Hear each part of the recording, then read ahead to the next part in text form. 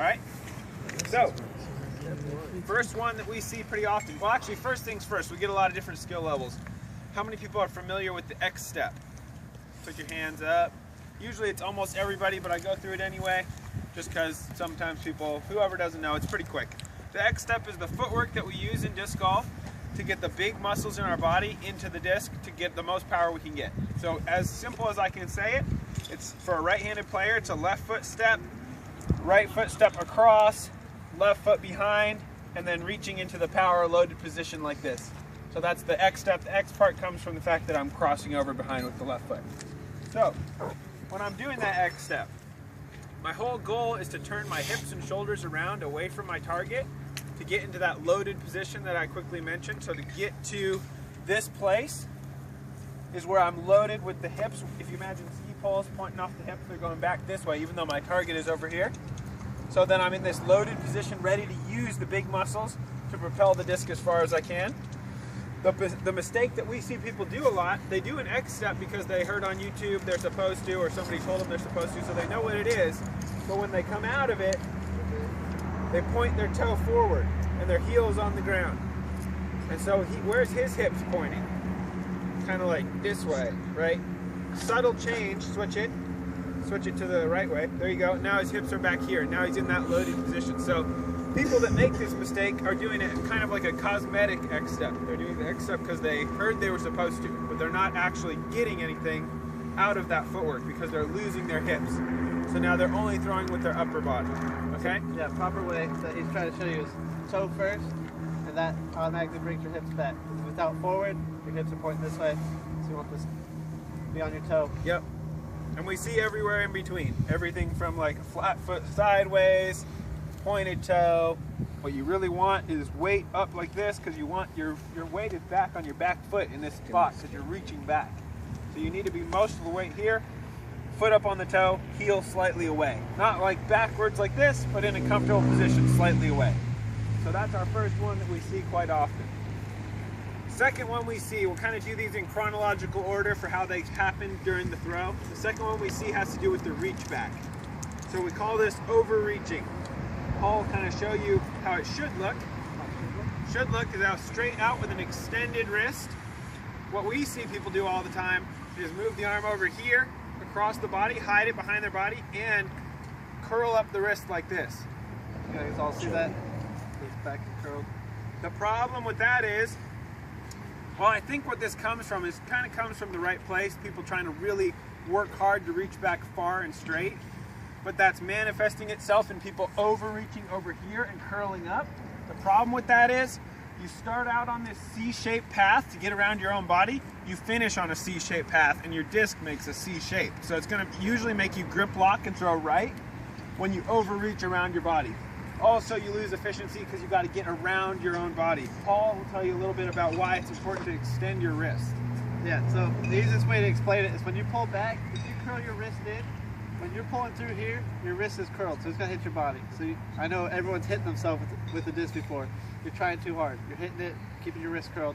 You want to have it out, so when you reach back and pull through, your wrist is on a straight line, your elbow's on a straight line, and it times with your hips well on the way through. So just easy way to explain it. A common misconception is that people need to curl up their wrist to get more snap and spin on the disc. Neither Paul or I or any good thrower thinks anything about consciously snapping the disc on a drive. The disc rips out of the hand, and all the spin that you'll ever need comes just from the joints passing each other. So as the elbow passes the shoulder and the wrist passes the elbow, that's all the spin you're ever going to need, just by the arm coming around. So you don't need to actually think about spinning it at all. The only time we think about that stuff is shorter touch shots, where you're not getting a rip out because your arm's not moving fast enough. So we don't think anything about snapping or curling up and trying to spin the disc. All that is natural just with the straight pull through that we're using. Does that make sense? Okay. Our third one has to do with timing. This is about when we get into that same power position, we got our foot in the right spot now, we got our arm in the right spot, we're straight back. A problem that we see a lot is people are a little too eager to move their arm and throw with their arm. and they end up moving the arm before they move the hips. And we need to build the throw from the ground up. So, yeah, like I said, the biggest problem is people are too eager to pull through with their arm. But all the speed is generated from the ground up. So you're going to start with your toe, and when you turn these hips, you can see my reach back all the way back. When I turn my hips, watch this straight here when he turns the hips. Yeah, it pulls the shoulder, elbow, and arm. So you can turn those hips, and it's already getting a start. The first 2 inches of the arm came from the hips. So you got to lead with the hips. You know, you play it through, you pull the hips through, and it's already starting your arm. So you're already gaining momentum by the time you pull your arm through. And that's where you're going to get that speed and timing. You're talking about the late release probably. When you're eager? When you're eager, yeah. Okay. Yeah, so when you're eager with your pull through, when you start to pull your arm here, your hips are still back. When your hips are back, they still have to come through forward. So by the time your hips come through forward, your disc is here. So that's what causes a lot of people to grip lock it, because they're pulling through they're too eager to pull through. And that's probably the most common cause of grip lock. They're going to establish this line moving forward and then go and open up and lose their line again. Yeah, so they when they're start it. up, their arm's already inside here, and it's going that way. But you're beginning, what we want you to do is begin your motion from the ground up, building the throw from the ground up. So you get in this power position, and then you're starting the throw with that twitch first. And that moves the arm, and then you're following through on that same consistent line all the way through. Okay, number 4. I don't know if it's my favorite, it's a good one. Number 4 is about kind of the beginning of, it's after you've done your pull through, right? So we're getting everything right now. We're getting the foot down, we're getting the arms straight back, we're getting the pull through and the hips on time. But now what we need to do is make sure that we allow our weight to transfer to the front foot. We see a lot of people who are tentative with this part, and that can manifest itself in a couple ways. So what I see most is a toe drag right here, and a kind of an effort to go like, and like slow the follow through down and not be full through with the follow through. There's a couple problems with that. For one, you put unneeded stress on your knees and all your joints when you're fighting your own momentum. Because you're trying to do an athletic move and throw the disc as far as you can, hopefully 500 feet or something. That's a lot of power that you're trying to put into the disc. So if you fight that big effort and put all that stress into your knees, slowing down, you can get injuries. The other problem with it is that your brain only sends messages to your body so quickly. That takes time for you to say, like, close my hand, and then my hand closes. It doesn't feel like it takes time, but it does. So my theory is, if you're trying to be 100% on your throw right here, but your body knows, subconsciously, your brain knows you're about to drag your toe and stop, you weren't really at 100%, because you're starting to slow down and prepare for that toe drag and stop while the disc is still in your hand. Does that make sense? Your body is preparing to get into that braking mode and go and stop yourself. So you want to get rid of that toe drag, and the way that you can do that and run that check on yourself, when you get in that loaded position, your chin is right here on your throwing shoulder. By the time you get done throwing, your chin should be on your other shoulder. And then you know you had a full follow through and your other foot came around and caught you in the front. I see too many people leave this foot behind and drag it and stop. What you need to do is let it go and come around and catch you.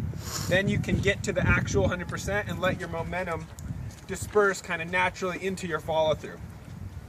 Does that make sense? Okay. And the other problem that I see with weight transfer, a little simpler, is overstepping. This is another eagerness thing. People who have a huge run up.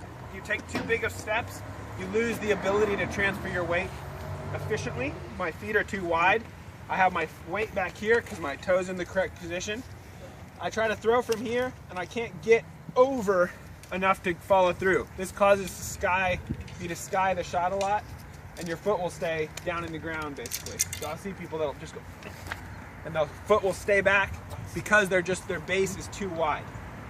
So you only want to be taking comfortable distance, sort of comfortable sized steps. We're not really striding when we're trying to throw a shot. So yeah, number 5. This one might be my favorite. I like this one. Number 5 is we call angle integrity. This is an important one for being a good disc golfer, because disc golf is really just about consistency and controlling and understanding the angles that you're trying to throw the disc at. What we see all too often is people who think they're going to try to throw a hyzer, and what they need to do is stay true to that angle all the way through the shot. If you imagine like a hula hoop around my body, that's like the plane of my throw. If I want to throw a flat throw, starts out flat, finishes through flat, my follow through, everything's flat. If I want to throw a hyzer, the way that I manipulate that angle is not with my wrist, it's by bending at my waist a little bit to change the angle, change the axis of the throw. So if this hula hoop around me is right here and I go bend down the front of it, the front drops, what happens to the back? It's got to raise up. What I see people do a lot is come into their throw looking perfect, pull through, stand up, and round off the follow through. And that causes people to flip over discs that they have no business flipping over. Really, they didn't flip it over, they yank it over. Because they're coming through, looking good right here, right to here, and then they go, oh, I'm just going to stand up like every other throw I ever threw my whole life and swing through flat. And that caused the last thing you're telling the disc is, why don't you go ahead and flip? Even though I was trying to do hyzer. The people, this guy, you can always find this guy. I always say he's probably here today. I don't know which one of you he is. But it's the guy who's like, I need all your really overstable destroyers and firebirds. Like, I flip everything. I have so much snap or whatever. But he only throws like 375 feet. And it's kind of wobbly. And it flips over. But it's like, no, you didn't flip it. You just end up yanking it because you weren't keeping the integrity all the way through the shot. What you have to do is, if you're going to bend at the waist here and pull through like this, the follow through has to be up here above your head. You got to stay true to that angle as long as you can through the entire shot. Same with a roller or an anhyzer, it's the same thing. You just do a little bit of the limbo and pull through across through the same area of your body, but you're manipulating the angle by changing where you're bent at the waist. So you got to stay true through that, or true through this, or forehand, whatever it is. Forehand, this is a really big problem because people, the instinct is to roll the wrist over. Just like every baseball, every football throw, the fingers finish down. A forehand hyzer, the fingers have to stay up. So that's another reason, that's the same idea. Roll the wrist over and you end up forcing the forehand into the accidental roller when what you wanted to do was throw hyzer. All right? Question. Yeah. When you're coming through on a normal drive, are you coming through across like the stomach, or are you coming across the chest? For me, it's like the high muscles of my abs. Yeah, same spot. Right there. That's You're probably, just at a normal. yeah. Yep. I'm trying to put it on. And there's a reason. Chest, high abs. There's a reason that we come through there. It's where your arm, pretty much where your arm naturally makes a 90. And if you think about where, like, imagine you got an elbow down the door to get out of a burning building. Would you ever try it up here? Yeah. Like, how strong are you up here? Like, not at all, right? I mean, if you put your up here by your chest, I feel like super weak. If I'm right here, it's very specific. If I'm out away from my body, no, I'm nothing. Nothing here. It's 10 times more right here, I feel like. Where I can really be explosive is in tight, right at the high ab muscles. If I try to get away or get up or get lower, I feel like I lose all that power.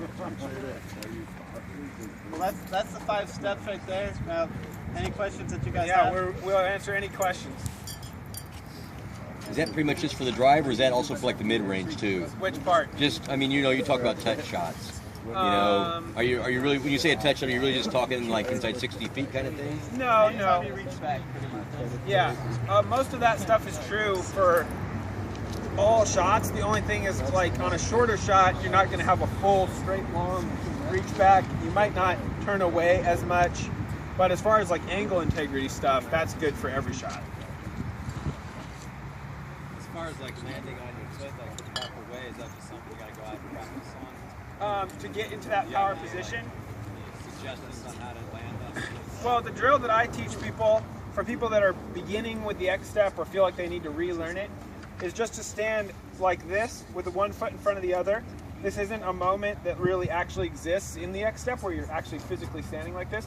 But if you stand here, you want to practice your timing of reaching with the foot and the arm at the same time. So just standing here and going reach. And just getting to this position just like that, where you do them both at the same time. Because that's how it happens in the real throw, is that you come in, and when I reach out my leg, I also reach out my arm, get to this full extension point, and that's the loaded place I can throw from. And you can throw straight out of this drill. You can leave the other footwork out of it, you can just go. and throw straight through with a follow through and everything. Then you don't have to it can get confusing when you have to add in the other steps and you can get off balance. This way you can just start, practice. You don't have to don't throw on the first one. Do a couple of minutes, yes, check, my arm's not curled, it's not over here. Good, okay. Looks like my foot's good. And then try throwing it. Other questions? This would be a world record for fewest questions ever. Demonstration. Practical application. Demonstration. It's so cold! I feel like